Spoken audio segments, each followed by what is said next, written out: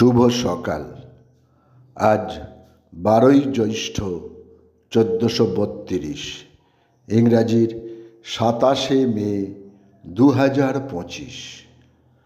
মর্মগাথা, হাসির হল্লা, ছায়াপথ, রামধনু, নভরেণু প্রভৃতি গ্রন্থের রচয়িতা যতীন্দ্রপ্রসাদ ভট্টাচার্যের আজ জন্মদিন।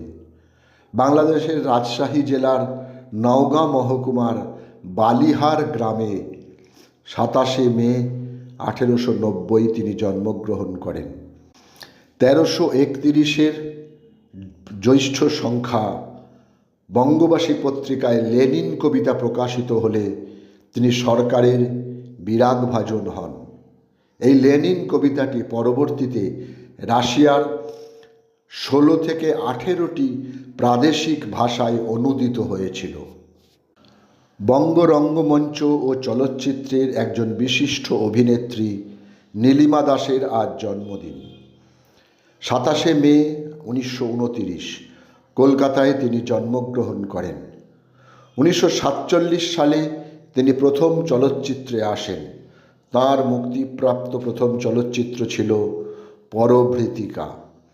তাঁর অভিনীত চলচ্চিত্রগুলি হল অরক্ষণীয়া, মহাকাল, মেঘ, অমৃতকুম্ভের সন্ধানে ইত্যাদি। 1962 সালে প্রথম ভারত চীন যুদ্ধের পরে নেহেরু অসুস্থ হয়ে পড়েন এবং কাশ্মীরে কিছুদিন বিশ্রাম নেন। 1964 মে মাসে কাশ্মীর থেকে ফেরার পর তিনি হৃদরোগে আক্রান্ত হন। অবশেষে 1964 সালের 27শে মে নিজের কার্যালয়ে জওহরলাল নেহেরু মৃত্যুবরণ করেন। স্বাধীন ভারতের প্রথম প্রধানমন্ত্রী ছিলেন তিনি। চলচ্চিত্র জগতে প্রথম সিনেমা দীপান্তর। পরবর্তীতে অভিনয় করেন লুকোচুরি, বাড়ি থেকে পালিয়ে, তিন কন্যা, চিড়িয়াখানা, গুপি গাইন বাঘা বাইন, মৌচাক, ধন্যী মেয়ে, মোহনবাগানের মেয়ে ইত্যাদি।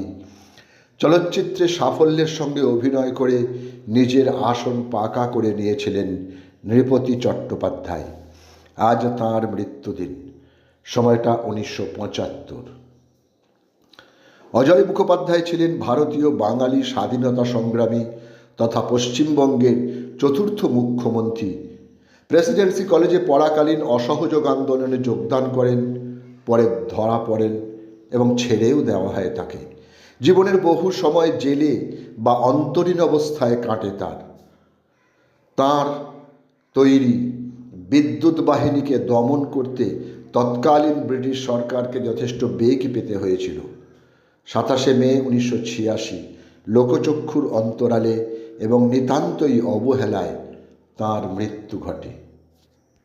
27শে মে 1995 85 বছর বয়সে কলকাতায় পরলোক গমন করেন আন্তর্জাতিক খ্যাতিসম্পন্ন পরমাণু বিজ্ঞানী ডক্টর শ্যামাদাস চট্টোপাধ্যায়।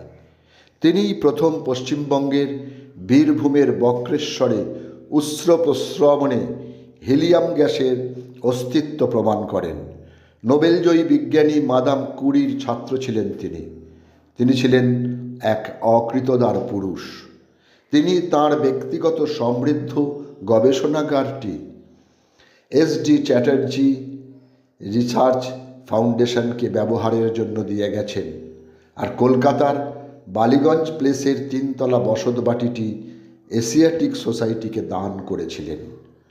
সকলকেই আমার আনত প্রণাম।